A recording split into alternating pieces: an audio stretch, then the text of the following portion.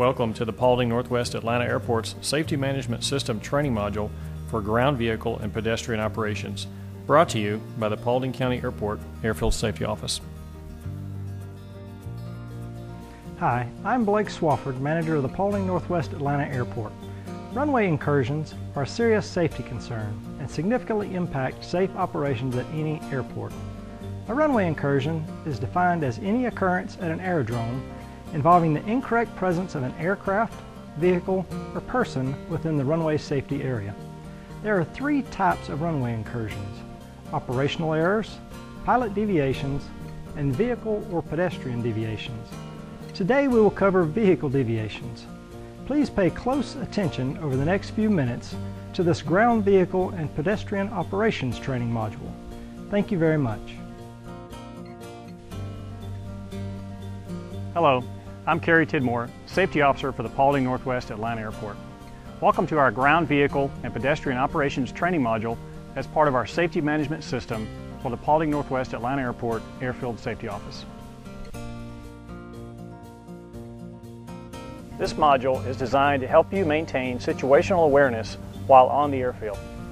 Situational awareness, or SA, is defined as being aware of your location on the airfield and how that location relates to your destination, other vehicles, and aircraft. Maintaining situational awareness will help you avoid errors that lead to runway incursions. All employees who operate vehicles or motorized equipment on airports have key responsibilities in these safety efforts. This ground vehicle and pedestrian operations module will cover the following topics: airport basics, best practices, airfield signs, markings, and lighting, non-towered airports, aviation phraseology, additional information. A non-towered airport is an airport with no operating tower or air traffic control unit. At non-towered airports, instead of receiving instructions from a tower controller, pilots, staff, and employees follow recommended procedures. New employees authorized to operate a vehicle on the movement areas are required to successfully complete the airport's ground vehicle and pedestrian training program and retrain annually. Training records are maintained by the airport operations manager. Consequences of procedural noncompliance may result in disciplinary action up to and including loss of authorization to operate a vehicle on the apron or movement area. The runway safety area is an area surrounding the runway and is measured from the runway ends and centerline. The runway safety area is intended for use by aircraft in emergency situations and should always be free of vehicles, equipment, and pedestrians anytime aircraft are taxiing, taking off, or landing. At a non-towered airport, extreme caution should be used. The runway safety area can be identified by a hold line, also known as a holding position marking, which is painted in yellow on taxiway surfaces and co-located with the holding position sign. The holding position sign has a red background with white characters. Aprons, also called ramps, are the areas where aircraft either park, load, unload, or are fueled. Watch for moving aircraft and maintain a safe distance when working around parked aircraft. In order to avoid damage to aircraft, vehicles, or yourself, drivers should be aware of the rotating red beacons located on the aircraft's tail and sometimes on its underside. The beacon is typically illuminated when an aircraft starts its engine. Aircraft danger zones exist both in front of and behind the aircraft. For propeller aircraft, turning props can be very hard to see, which create a unique hazard. For jet aircraft, personnel and/or objects can be pulled into the jet engine. Behind the aircraft, do not drive or walk behind any aircraft where the aircraft's beacon is illuminated. This would place you and your vehicle within the aircraft's jet blast or prop wash danger area. Runway markings are white. Runways have white numbers on each end, centerline stripes down the middle, and may have white lines along the edges. Taxiways are areas used by aircraft to get to and from the apron or ramp and the runway. Taxiways look similar to runways, but are usually not as wide. Instead of numbers, taxiways use letters or letter-number combinations for designators.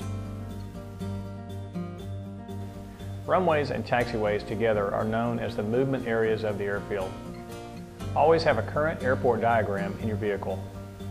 If you are required to drive on or work in areas adjacent to the runways, be aware that aircraft wings and engines may extend over these areas. Approval is typically required to operate in these areas. If you become uncertain of your location on the airport movement area, stop and immediately ask for assistance via radio or other means of communication. Know your airfield's markings, signs, and lighting. Be careful not to hit taxiway edge lights.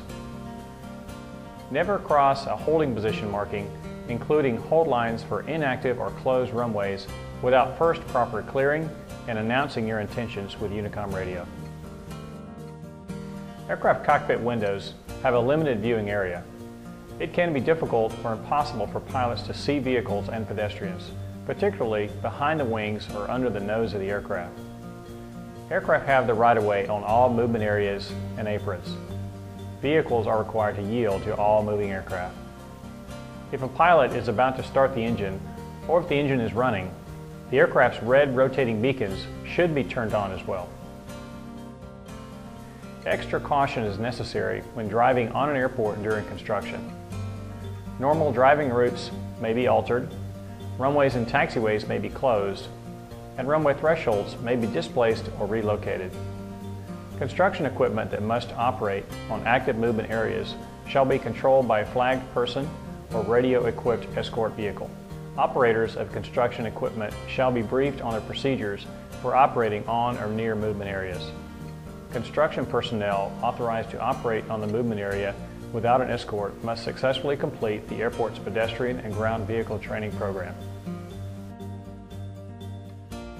If you must exit your vehicle within the vicinity of aircraft, you should ensure the vehicle is in park, turn the vehicle wheels away from the position of the closest aircraft, turn off your engine, and set the parking brake. As you approach the runway at a non-towered airport, you will see two solid yellow lines with two dashed lines. Prior to reaching the solid lines, it is imperative that you stop. Cross only when the runway is clear of aircraft, and then proceed with extreme caution. Always look both ways before you cross any runway. When you exit a runway, remember that your vehicle will be approaching the dashed lines. Your vehicle must completely cross both the dashed and the solid lines to be clear of the runway. Runway holding position sign. White characters on a red background may be seen as a sign and/or painted on the pavement. This sign or marking is co-located with the surface painted holding position markings on taxiway and runway intersections. Location signs and markings. Black background with yellow letters and/or numbers. These signs and surface painted markings indicate your location. Remember, black square, you're there. Signs and markings with a yellow background and black characters indicate the direction toward a different taxiway leading off a runway or out of an intersection. Yellow array leads the way. Non-movement area boundary markings. A single solid line along with single dashed yellow lines. This marking divides the movement and the non-movement areas on the airfield. When you are positioned on the solid line of the marking or the non-movement area, use caution before driving into the movement area. Runway safety area boundary sign. Yellow sign with black markings, visible only when exiting the runway. Some airports have a designated helicopter landing pad. This area is depicted with an H inside of a square. Be especially careful when you drive near helipads. Look up for landing helicopters. As is the case for aircraft, yield the right-of-way to a helicopter. Destination signs. Yellow background with black letters. Taxiways may have these signs next to them to identify the direction to a specific destination. Enhanced taxiway centerlines. A dashed line painted on each side of the existing taxiway centerline extending up to 150 feet from the holding position marking. This is to further alert aircraft and vehicles that they are approaching a runway safety area. A point on the runway other than the beginning of the full-strength pavement, which is not available for the landing and/or takeoff of aircraft. A displaced threshold marks the end of the runway. Possible causes for the displaced threshold include operational reasons, construction, or other airport maintenance. Chevrons. Large yellow painted arrows that identify paved blast pads, stop areas, and engineered materials arresting systems. A minimum of 2 chevrons will be painted and aligned with the runway end. The pavement marked by chevrons is not to be used unless in conjunction with an EMAS, when it may be used to help stop an aircraft overrun. Aprons or ramps have markings for aircraft parking and tie-downs. Some airport aprons or ramps also have special markings for vehicle operations. If there are vehicle or roadway markings, you should always drive your vehicle within those marked areas.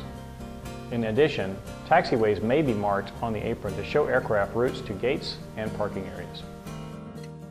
Runway edge lights are clear or white, except on instrument runways where yellow replaces white on the last 2,000 feet or half the runway length, whichever is less, to form a caution zone for landings.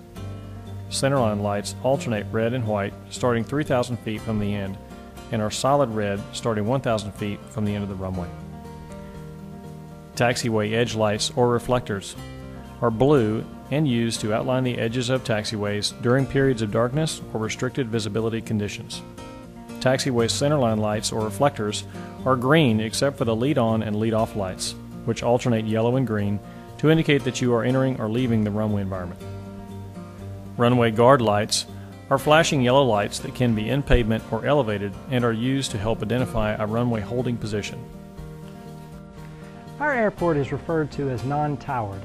As such, there is no active air traffic control tower monitoring ground and air movements. However, there are some best practices for operating on non-towered airports. Please pay close attention to the following information. When you approach the runways and taxiways, stop, look both ways, and listen for aircraft that are landing or taking off. Vehicle windows should be open to do this properly. Alert others when you are using a taxiway or runway by always making an announcement on the Unicom before you enter. Be specific with your location and intentions. Always yield the right-of-way to taxiing aircraft and give them plenty of room.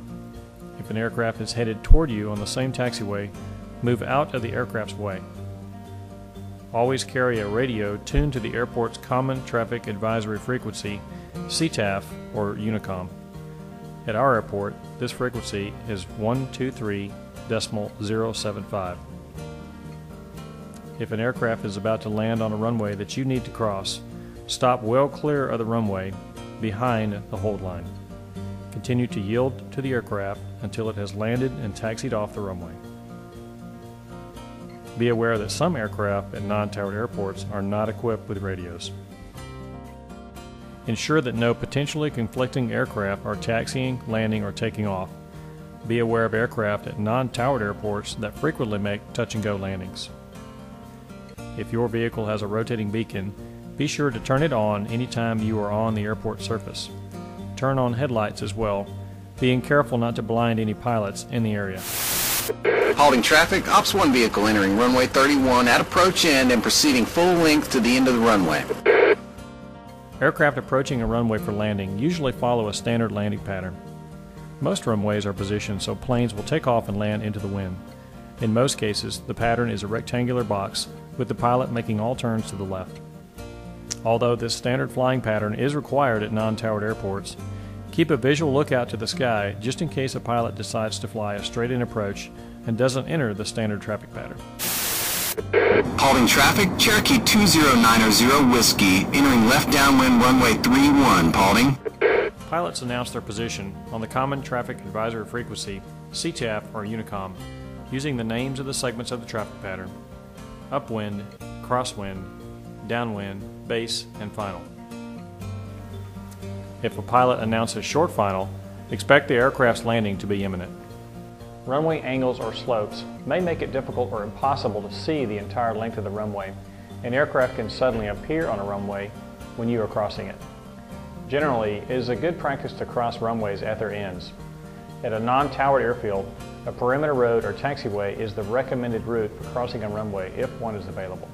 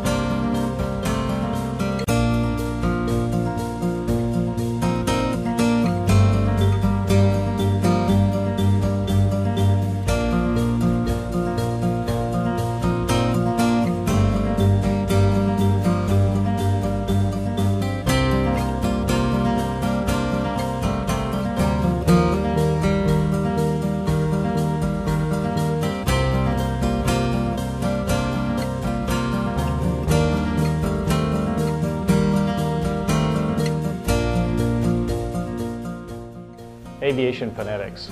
Because some letters and numbers may sound similar, the following list will reduce confusion. For example, taxiway B would be referred to as taxiway Bravo, and runway 29 is runway 29er. Commit this phonetic alphabet to memory.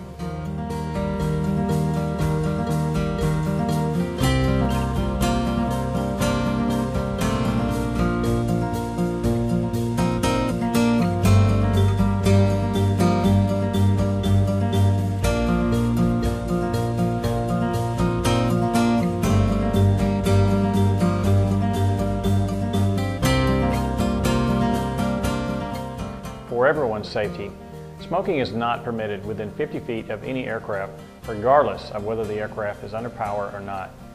At our airport, smoking is not allowed anywhere within the AOA. If you are involved in an accident, report it immediately.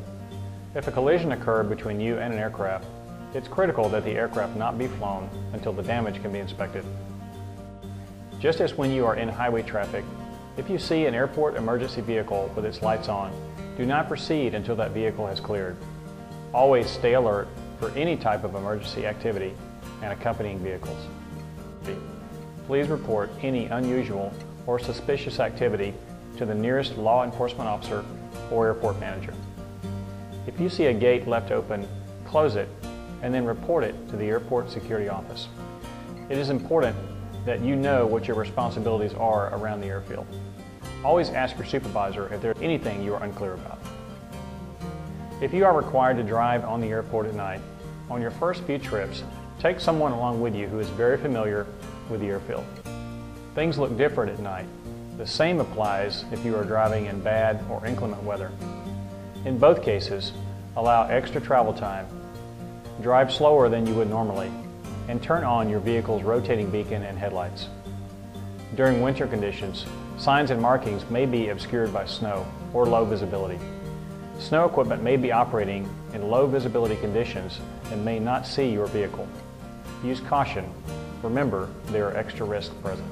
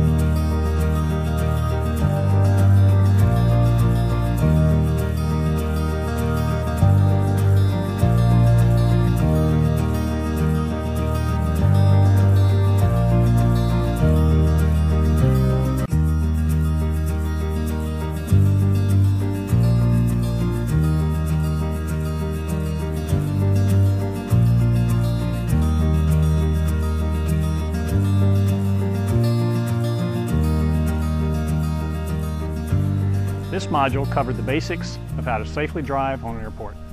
Remember to be courteous to your fellow drivers, pay attention, drive carefully, follow instructions, avoid distractions, obey the rules and regulations, and set a good example.